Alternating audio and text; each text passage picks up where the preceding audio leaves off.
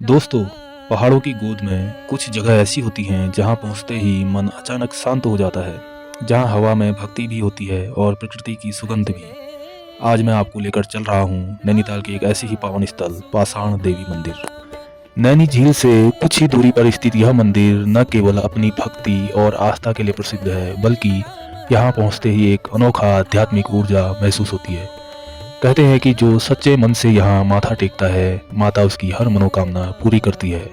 इस मंदिर की खास बात यह है कि स्थापित माता की मूर्ति शिला के स्वरूप में है, यानी यह प्रतिमा किसी मनुष्य द्वारा गढ़ी हुई नहीं, बल्कि प्राकृतिक रूप से पाषाण स्वरूप में मौजूद है। इसी वजह से माँ को पाषाण देवी कहा जाता है।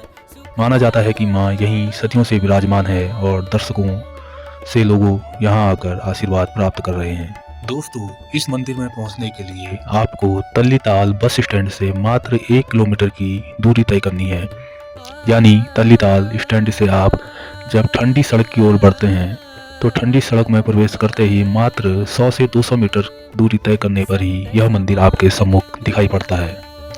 इस मंदिर से नैनी झील का विहंगम दृश्य दिखाई देता है।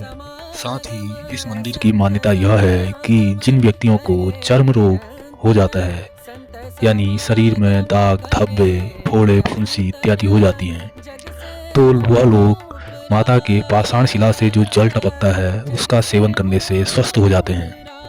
यहाँ सुबह सुबह घंटियों की ध्वनि, हवा की सरसराहट और पक्षियों की चहचहाहट मिलकर एक ऐसा वातावरण बनाती है जिसे शब्दों में बयां करना मुश्किल है।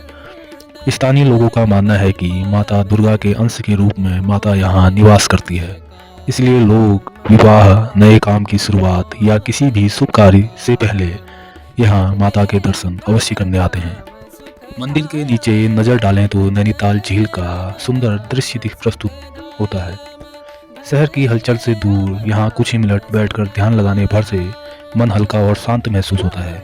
अगर आप नैनीताल घूमने आए तो यहाँ के दर्शन आपकी यात्रा को अधूरा नहीं करेंगे। तो दोस्तों, यह था पवित्र पाषाण देवी मंदिर, एक ऐसा स्थान जो केवल पर्यटन स्थल नहीं बल्कि आस्था, शांति और विश्वास का घर है।